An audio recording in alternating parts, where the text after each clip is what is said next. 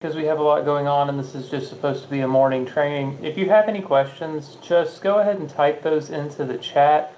And then if we have some time left over after the presentation, we can answer the questions. If you prefer, you can also email the questions to either myself or Jess or the help desk, and we can get those resolved for you. So let's jump right into it.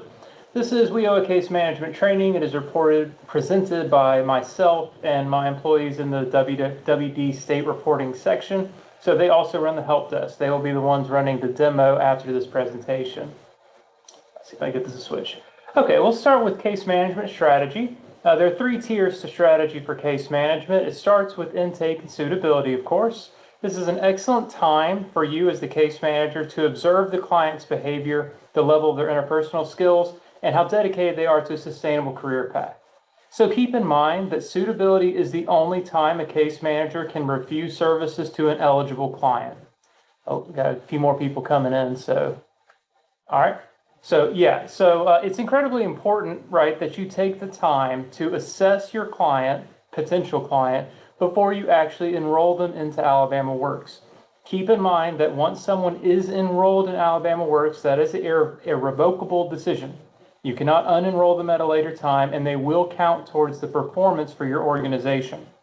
So if you have a client who may eventually be a good fit, but you're not certain that they're ready to actually join a sustainable career path, then you need to work with them first, right? And make sure that they have the skill sets, behaviors, and other requirements of holding a job, both so that they can get that assistance, right, and get towards a career path that works for them and their families, but also so your organization doesn't suffer with performance. You also have to keep in mind sustainable career planning. So got people coming in and out here. Sustainable career planning involves empowering individuals to identify and pursue paths that align with their interests and skills, but also align with the current market demand for high-wage occupations, right? So that can look a lot of ways. That can look like providing soft skills training to a client, providing mentorship, maybe referring them to educational or community resources, right? Offering them general guidance, especially if you're dealing with youth, right? They may need some additional kind of counseling or mentorship to get to a point where they can truly take a career seriously and actually think about their futures. That'll help the person, the client, navigate obstacles and thrive in the ever-evolving job market of today, right? As far as performance is concerned, exit strategy is probably the most important element of this, right? The vast majority of WIOA cases fail performance because the client is exited too early. There is no mention in the law of some kind of timeline. You're allowed to keep your client enrolled in WIOA services as long as you're able to provide those services and as long as they're receiving something from those services. You really need to optimally wait until a client is either employed or has been placed in post-secondary training or education before you exit them. There's no reason to exit a client who is not working or on their way to some type of trade school, community college, whatever, four-year university, whatever works for them, right? So don't rush, right? This is a full process. You don't get any benefit from rushing clients out the door. Try to make sure that they're actually on that sustainable career plan before you take that step. Let's discuss case notes. In general, with case notes, right, it's 2026. The way to think about case notes now is to do more with less. And we'll go into a lot of detail about what I mean by that. But essentially, you're not trying to write several paragraphs and wasting 45 minutes on every case note anymore. Right now, there's a lot of new tools and technology, and our system itself is very good at tracking the events that you are achieving with your client. So we're going to give you several examples and some tips on how to create a case note effectively and to kind of save yourself some time, right? Because we all have a lot of clients and things can get busy. These are the elements in the system that require a case note. So what I mean to say is if a client has any of these characteristics or if any of these events take place throughout the lifespan of their case, the federal government is going to expect there to be a case note. As you can see kind of on the left-hand side, most of these have to do with eligibility, kind of the status of the client before they're enrolled into WIOA. So you do need to have a case note to describe that, which we will talk about more in a minute.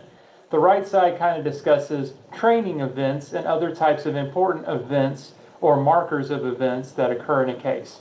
So I'm not going to read through this list, not trying to waste time or anything, but I did want you to see it once to get an idea of the types of events that we definitely have to have a case note in the system to describe. Characteristics of a case note. So case notes should be clear, easily understood by the reader. They need to be concise, being as brief as possible while still covering the required information.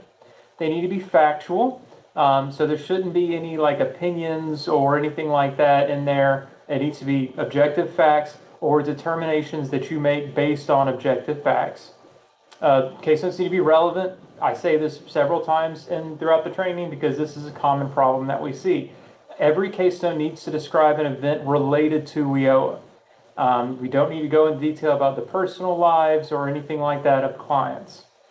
Case notes should be timely. Do your best to create the case note shortly after an event occurs. Try not to wait a week because you're going to forget key details of that.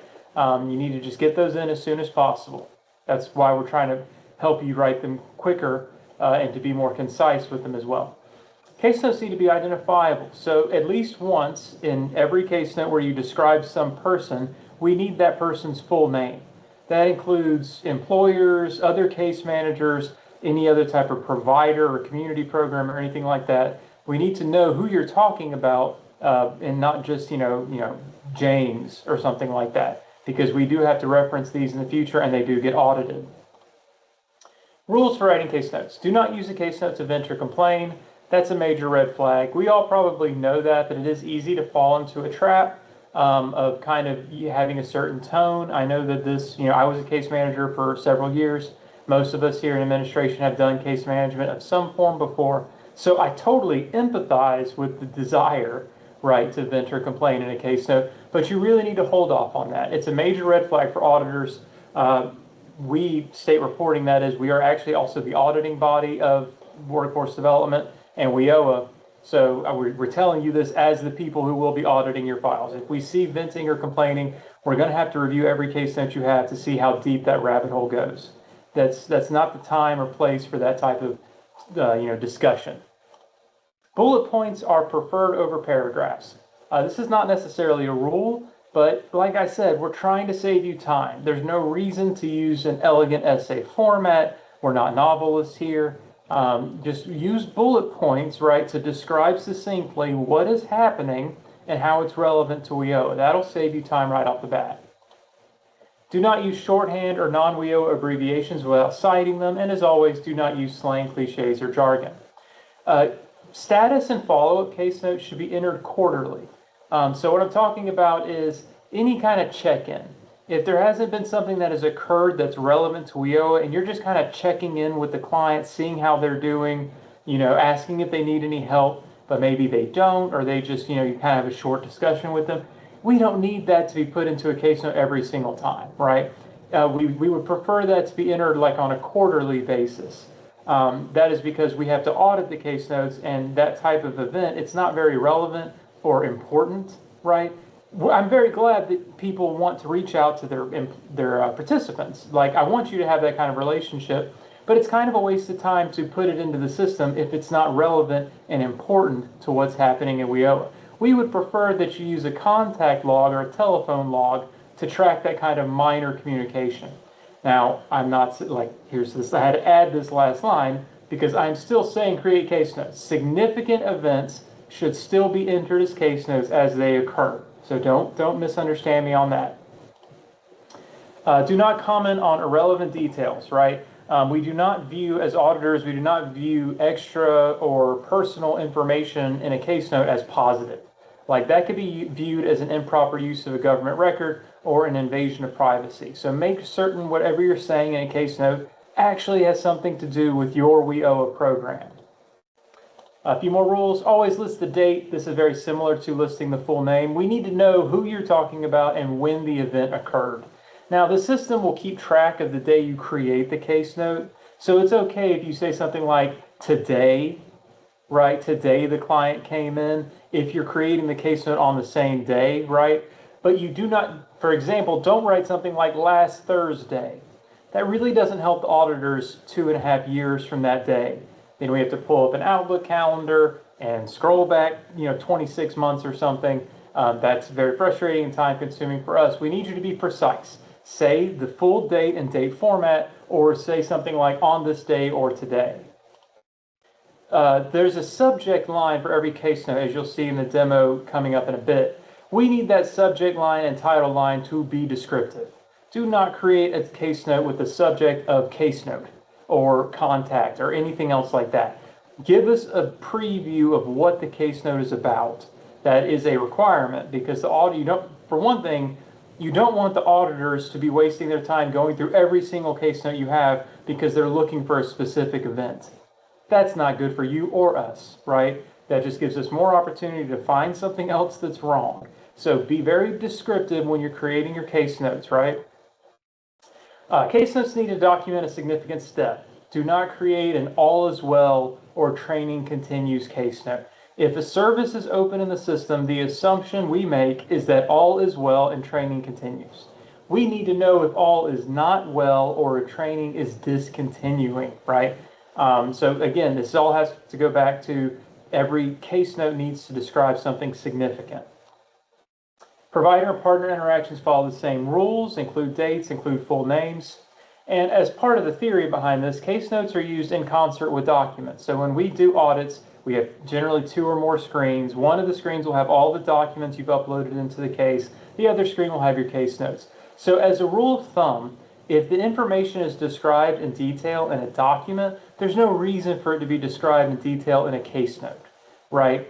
That's kind of intentional. There's more privacy and security restrictions around documents than case notes. So if you ever feel hesitant to write something in a case note because it's very private or personal to the client's life, right? You can just have that document entered instead and refer to it in the case note. There's no reason to have it in both. You can be more general in the case note to kind of keep it away from, prying eyes and stuff like that, because more people have access to your case notes than they do to your documents. Privacy and confidentiality. This is a big screen. I'm not going to read you all of this because everyone kind of has an idea of what I'm talking about here.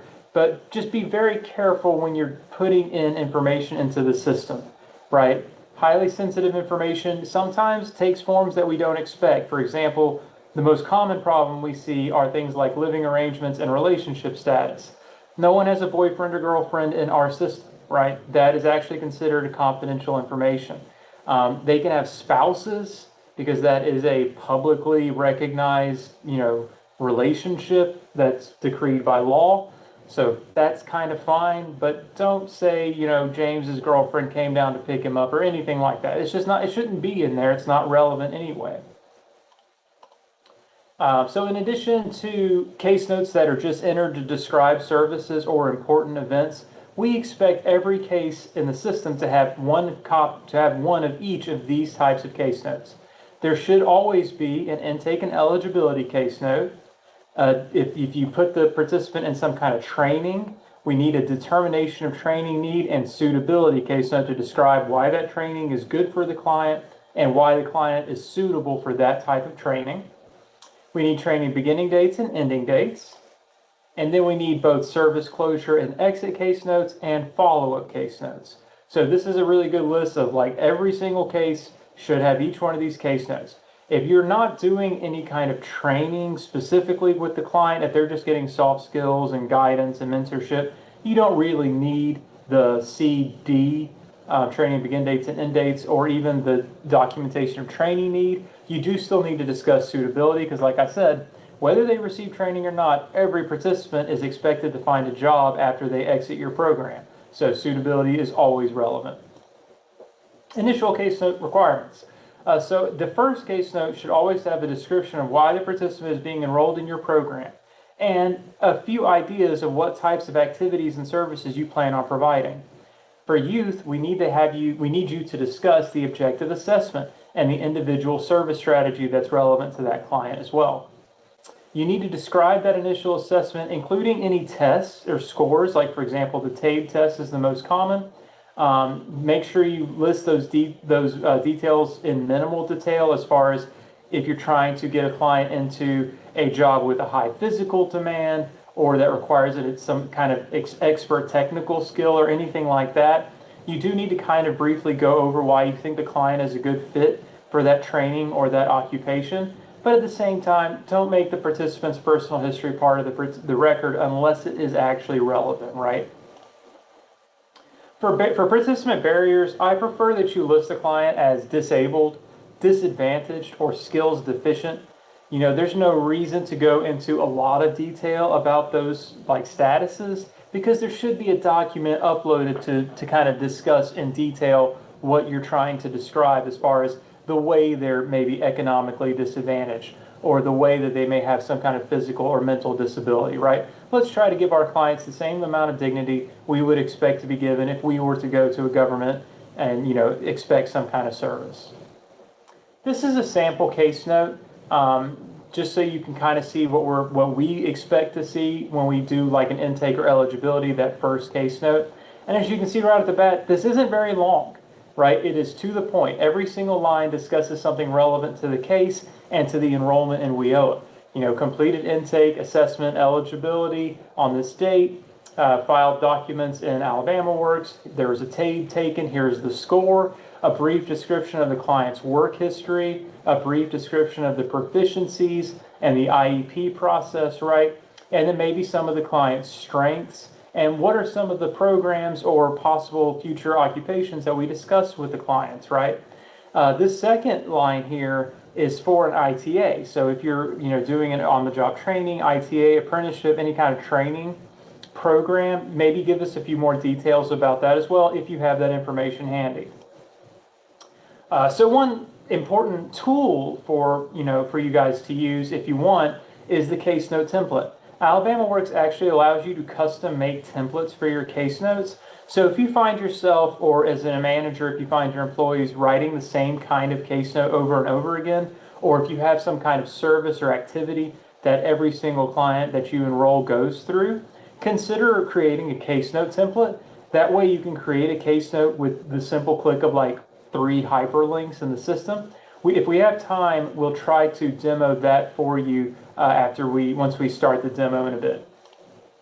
Documents. If it's not uploaded into the system, it does not exist. We are a paperless state, right? So even if you have a physical file for some reason, that's great. We're not allowed to review those when we do auditing. It has to be uploaded into the Alabama Works system. That's the most important thing about documents. This is the area, this is kind of like a preview of what the system looks like when there is an item that you've discussed in the system that requires a document. So for example, if you click that a client is a veteran, you're going to immediately see this verify, little like red asterisk and then bold verify, and then you're going to see some options here and a few statuses that you can select, right? The options in general, you'll just hit the verify button, which means that you are uploading the document separately. You can also go ahead and just click upload and it'll let you upload from that button right there. Like for example, the DD214. I've never really used the scan. I'm not certain how that works. I probably should look at, I've done this training for years and I never actually looked into the scan. But if it works, right? As long as we get the document into the system, I don't mind. Most case managers just hit verify because there's a lot of these when you're enrolling.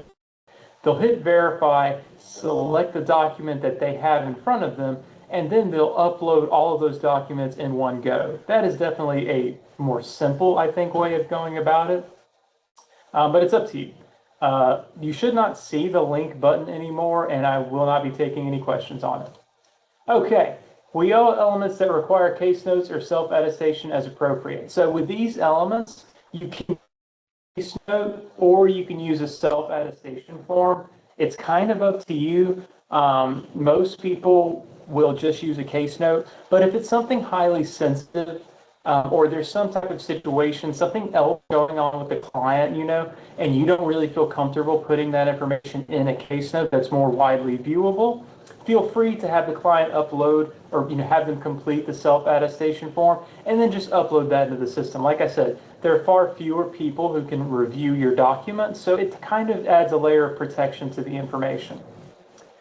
These are elements that can be verified with self-attestation, or you can actually use the real document for them. This used to be a longer list, The federal government just last December updated all of these rules and removed a few items from this list. So it's not as helpful as it used to be. It's still very helpful for individual with a disability, for example, or especially for displaced homemaker, because that status can be difficult to evidence with documents, right? I would say, or even could be painful for a client to provide documents for, if you're talking about like a certificate of death or anything like that. Feel free to have the client use a self-attestation if it will cause them less stress. You know, I'm not trying to burden clients with stuff like that. One thing, the only note I'll really make here is for eligible veteran status. If the client does not have their DD-214, they're going to be disadvantaged for the rest of their life. There's all kinds of benefits and priority that veterans can receive if they have their DD-214. So if the client is in your office and they don't have that, go ahead and let them use a self-attestation for it, but then assist the client in getting their DD-214. Put them in touch with your local VA office and have them get their paperwork so they can have that for future, assistance or benefits as they will need. Okay, these are all the documents that require documentation with no exceptions.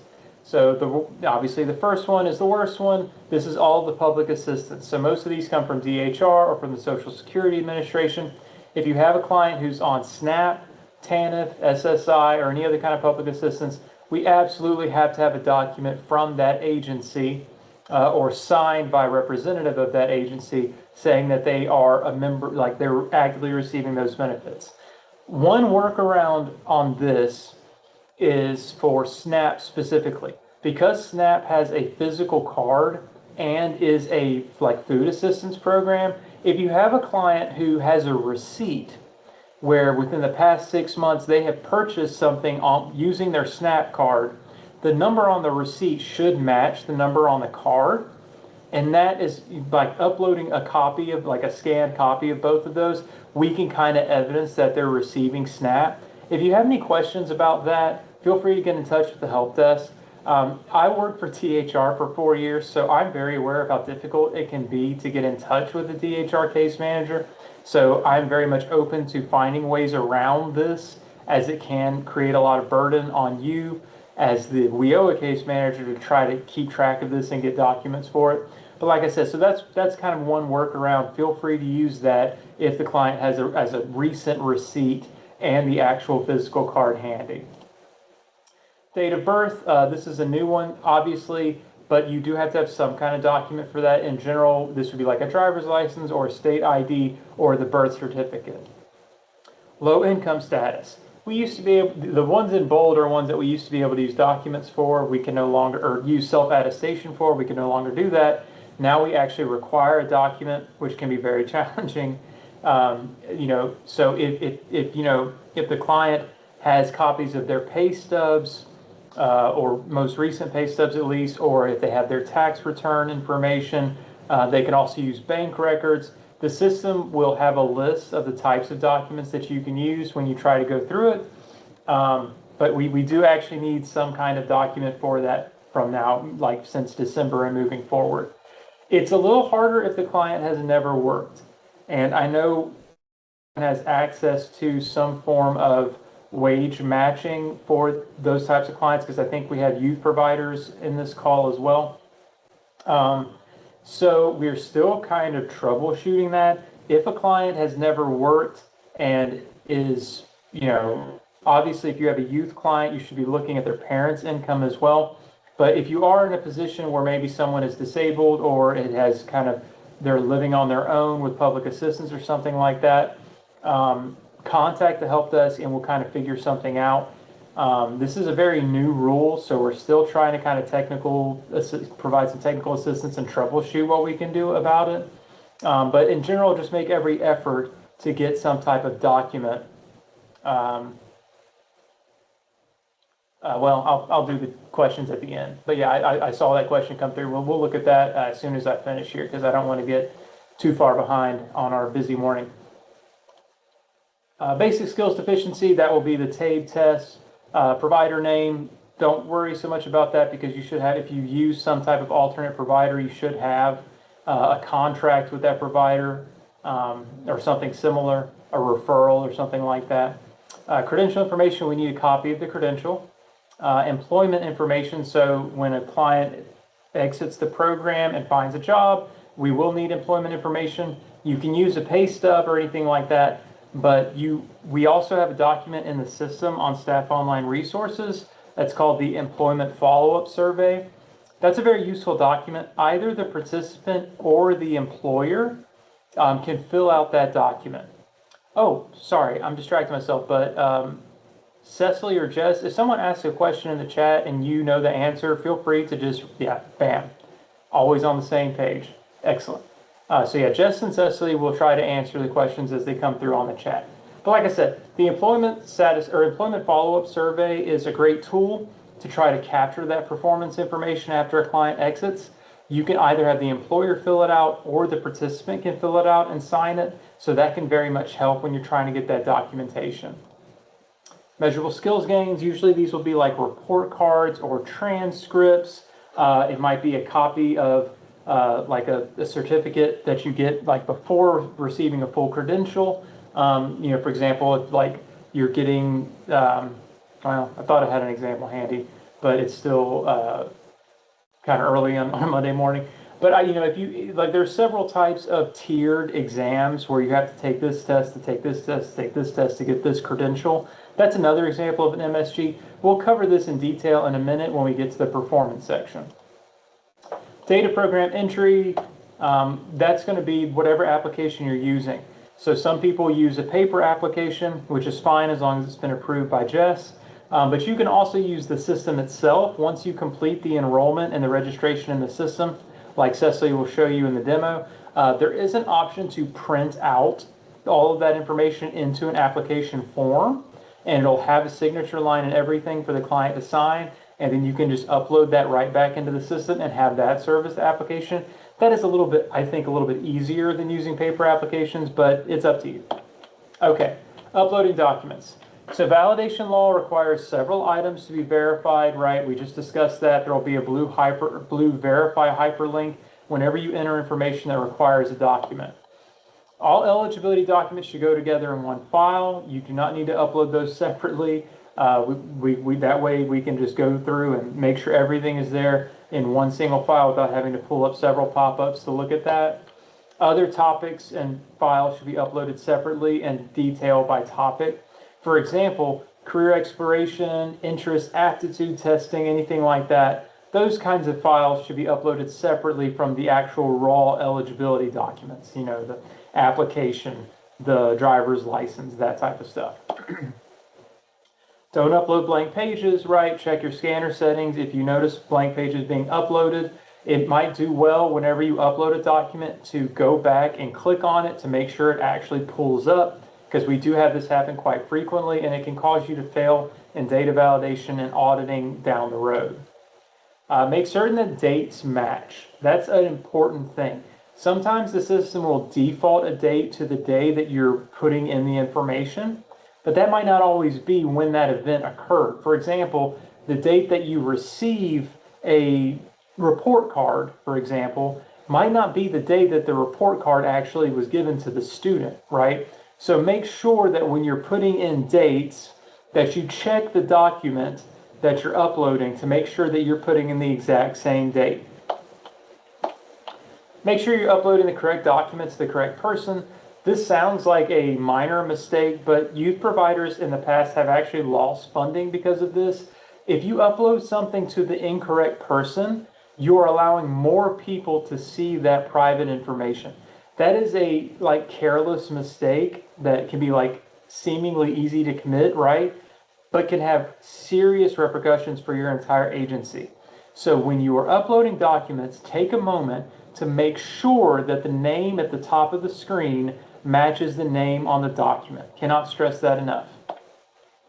Make sure your documents are legible. This goes back to opening them back up after you've uploaded them to make sure that they were not blank and that they're actually legible. If it's not readable, it cannot be counted as valid when we do auditing down the road.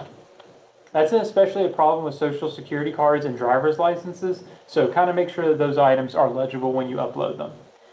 For TABES, please only upload the page with a score. There's no need to scan in 50 or 60 pages of the TABE test. The score sheet is fine.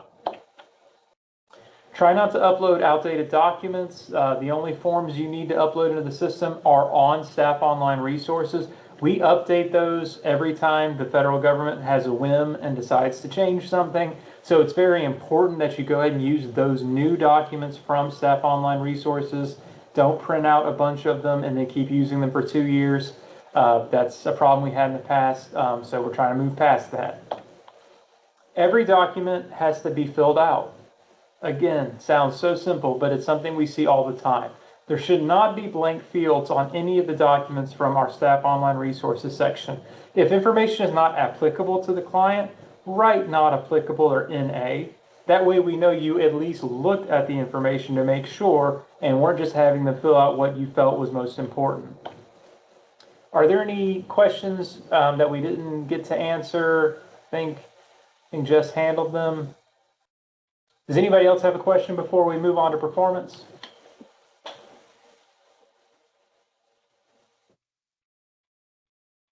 All right, let's move forward. If I can get it to work. Okay, performance. Suitability. So for youth, you're going to perform a comprehensive assessment, right?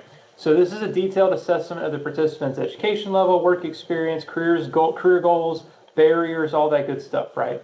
You need to identify whether your program services align with the needs of that participant, right? That's what you're doing in the comprehensive assessment.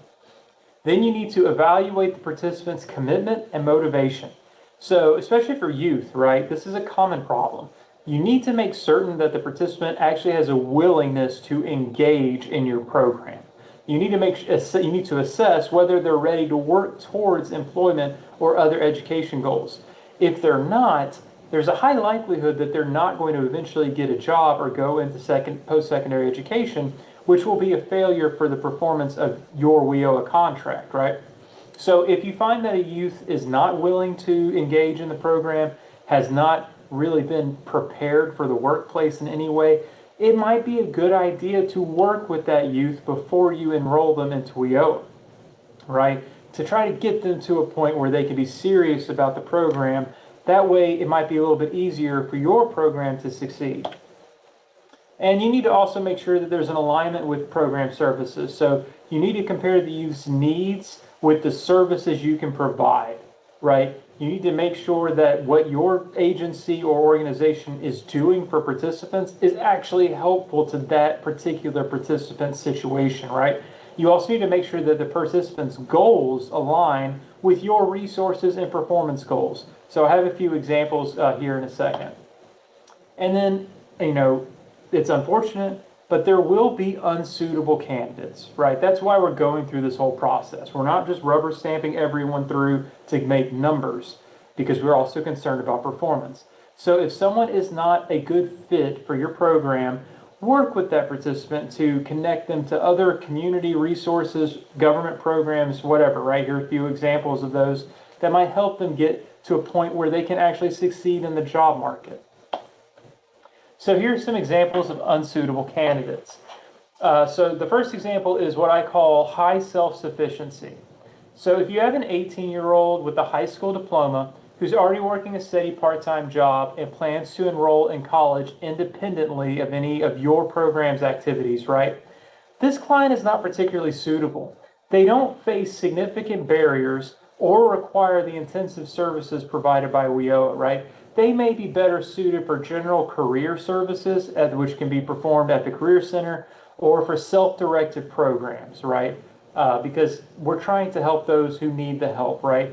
As Jess will discuss tomorrow, there are several requirements for being in a youth program. In general, those participants have to be low income. So if you have a student who doesn't fit any of those bills, who generally has no barriers, they're not really suitable for our program. They are too self-sufficient. Example 2, lack of interest or commitment, right? So if you have a 20-year-old high school dropout who is eligible, but consistently misses appointments, shows no interest in training or employment, and refuses to participate in program activities, right? that student, while eligible, lacks the motivation and participation would make it difficult for them to achieve outcomes, right? That student needs some assistance on getting motivated, right? That's not really the goal of WIOA. WIOA's goal is to help motivated participants achieve their goals. If they don't have any goals, you're not going to be able to work with them, right? They need some other type of counseling or mentorship to get them to a point where they understand the importance of attendance and punctuality and how these types of programs can serve them, right? The third example is the hard one, right? And like I said, I was a DHR case manager for many years, so I've seen a lot of examples of this, and they're heart-rending. But we're going to discuss a few ways to kind of help in this situation. But what I'm talking about is, for example, if you have a 17-year-old homeless youth with severe mental issues and substance abuse problems. While eligible, the immediate need of that client exceeds the scope of our services, right? And that's a hard thing to say. That type of client is in need of specialized intensive care, right? Probably including some type of mental health service or a transitional housing program or even some type of substance rehabilitation program, right? We can't help with that unless we do have a few organizations that kind of touch on that who receive WIOA funding. So if that's something your organization is qualified to do, that's a slightly different story. But in general, that's not what our run-of-the-mill youth program does, right? You know your strengths better than I do, but if you feel that the client is just beyond your assistance or the assistance that your agency can provide, you need to help them enroll in some more immediate higher impact care, right? Get them into some community health programs, some public health programs, possibly transitional housing or DHR programs, right? And stick with them, right? There's nothing saying you have to enroll every single person in the system to help them. At the end of the day, we're all people, and we work in this program because we want to help the youth and help the participants, right? So you can still, contact them, be a source of strength for them, be a pillar in your community, help refer them to these other programs and keep tabs on them. If they get the help that they need, invite them to come back, right? And to get the career counseling and that type of service so they can move on with their lives. That's the ultimate dream for this type of client. So if you have an unsuitable client, right? If you've determined that a client that you have in your office is not suitable for your program, I need you to first explain why the program is not the best fit, using, for example, some of these examples that I provided. Second, provide referrals to appropriate services, right? And then third, ensure that the individual feels supported and encouraged, even if they are not enrolled, right? We're not just kicking people out and closing the door behind them. Do your best to assist that client in the ways that you can, right? Okay, system closure. This is a very important performance topic.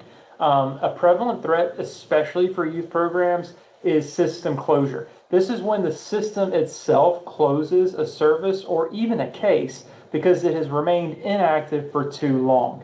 The only way to prevent a system closure is proper case management.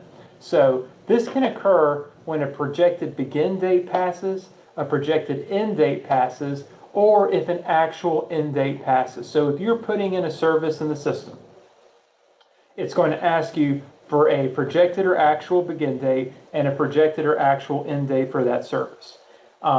If you put in like a projected end date, let's say 30 days from now, if that date passes, the system is going to assume you just forgot to close it, and it's going to close it for you.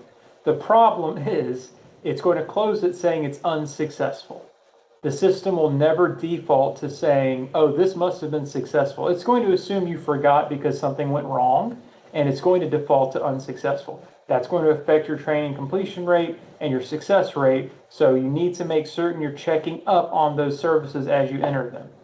You have alerts that are set up in your system. So whenever one of these dates approaches, you're going to get an alert saying, hey, are you trying to let the system close this? Is this a failure? Do you want to go in and check this service to make sure it doesn't need to be extended, right? Or if maybe it was successful and you just need to close it successfully.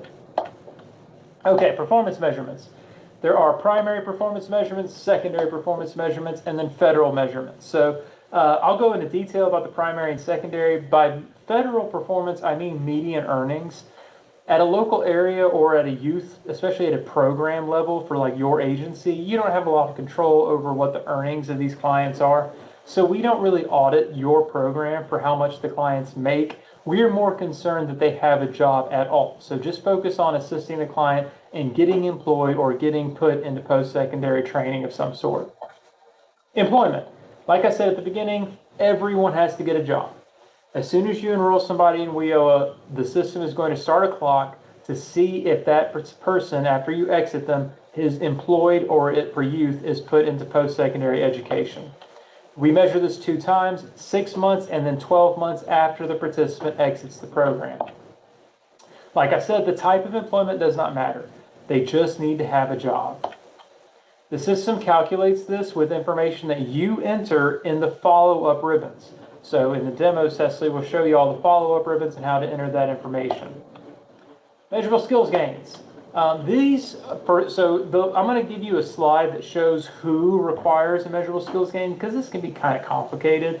But just so you know, it's for individuals that receive a training that leads to a credential or to employment. So like I said, that's a little vague. I'm going to give you a specific slide that just discusses this in 1 second.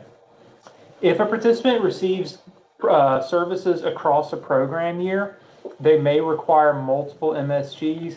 That's another thing that can be a little bit complicated. The way to fix that is to simply enter every MSG as it occurs, right? If you have a high school student, they should be receiving report cards. If you have someone post-secondary education, they should be receiving transcripts, that type of thing. This is that promised list of who will require an MSG. Right off the bat, in-school youth have to have MSGs. Right off the bat. Those are the report cards and the transcripts. So if you have someone in high school or someone who's doing some type of continuing education or community college or anything like that, they're going to have measurable skills gains. If you have an out-of-school youth that's enrolled in one of these partner programs like Adult Ed, Youth Build, or Job Corps, which we don't have much Job Corps anymore, but any of these first two, they will also require MSGs. Then if you have any student or participant who receives one of these service codes, the system will also be expecting them to get an MSG. And you can kind of see by looking at these service codes that these are generally education programs, right? Some type of education program or maybe some type of on-the-job training program or apprenticeship program. So this is a good desk reference. If you have any of these types of programs in your agency, feel free to use this to determine if the student requires an MSG or not. There are several types of MSGs. You have educational functioning level gains. These are determined by the pre-test and post-test for the TABE. So that's something to keep in mind. If you have a client who's enrolled in some kind of training, make sure to get those TABE results entered into the system. Secondary school diploma. If someone receives a high school diploma or a GED and is found to be placed into employment or post-secondary training, that can count as an MSG. So always enter the high school diploma or the GED into the system so we can try to track for that as well. Like I said, report cards and transcripts count as MSGs. Those are easy to get. If you have a student who is in on-the-job training or is like part of an apprenticeship program, there is a two training milestones that they can get from that, that occurs when they've completed 51% of the contract hours or 100% of the contract hours. So again, I'm not sure, we train a lot of different agencies, everyone's doing different stuff, but if that's the type of service that your organization provides, feel free to use the training milestone as the MSG for those clients. And then, oh, right, this is a new element. When you enter that 51% of an hour for an OJT, upload the attendance form signed by an employer so we know that that's the 51%. Finally, skills progressions. So for ITAs and occupational training, they should be receiving sitting practicums and tests. For example, like the NCLEX or the CDL test or anything like that, any type of tests that the students have to take to continue in their education. Those are the types of measurable skills gains. I know that's a bit vague, but the problem is There are several different variations of these tests. So if you have a program, if you have a student going through the ITA process, feel free to contact either the ITA help desk or our help desk to ask, does this count as a skills progression? Like I said, there are thousands of variations of these, so it's hard to give specific examples.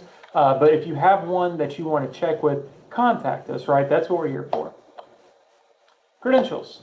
So I have a similar slide for credentials as far as who specifically requires one of these. The definition itself is also a little vague. It comes from the federal government, but we'll get to that slide in a second so you can kind of see, does my client require a credential? Right off the bat, sorry. Oh, I had some allergies this morning. On-the-job training and work-based learning does not report credentials for performance, right off the bat. This is the official definition of a credential. It's long and kind of wordy. It essentially boils down to this. A credential reports the completion of a standalone course of study. It includes at least 40 hours of instruction. It has a cost that's competitive with other programs in the region, and it fulfills the requirements for an entry-level or better full-time job with multiple companies across its entire industry, right? So it's not just something piece of paper that one company wants. It's something that is valued like across the country. So if a participant is in school, it's a similar thing. We expect them to get the credential of their high school diploma or their GED. Otherwise, one of these services, if you enter these services into the system, will also require a credential for performance. And as you can see, these are all education programs, right? Retention with the same employer. So this is something, I got a lot of problems with this. This is a newer performance measurement. Essentially, it's trying to check the second quarter after exit and the fourth quarter after exit. Are the clients working with the same employer? It uses the FEIN to measure this. So if you're doing your follow-up and you notice that the FEINs do not match, but the client is at the same company, this is because if a company opens a branch in a different location, it's often easier for them to simply apply for a new FEIN rather than updating the address to include multiple addresses. So anyway, this is like one of my biggest problems with this. If you notice that someone is still working for the same company, simply use the same FEIN. That'll just help the system understand that it's the same employer. Even if the student has moved to a different location, it's the same employer, right? So feel free to do that. While this has become a USDOL requirement, the core goal of WIOA has not changed. So what I'm saying here is you have a client who is offered a job at a better wage or with better benefits, better insurance, anything like that, right? If there's a obvious reason why this better, newer job has showed up, encourage the client to take the better job. That's the whole problem with this, right? We're already talking about disadvantaged youth who, when I was 17 years old, I thought I was going to be a filmmaker. So clearly that didn't work out as great as this presentation is. So, don't focus too much on retention. This is a statewide measure, so you're not going to hurt the performance too much if you can't figure it out. Like I said in this note, simply enter a case note describing why the youth is moving on to a better job and leave it at that. You don't even have to go into detail. Does anybody have any questions about performance or case notes or documents or anything else before we hand it back to Jess?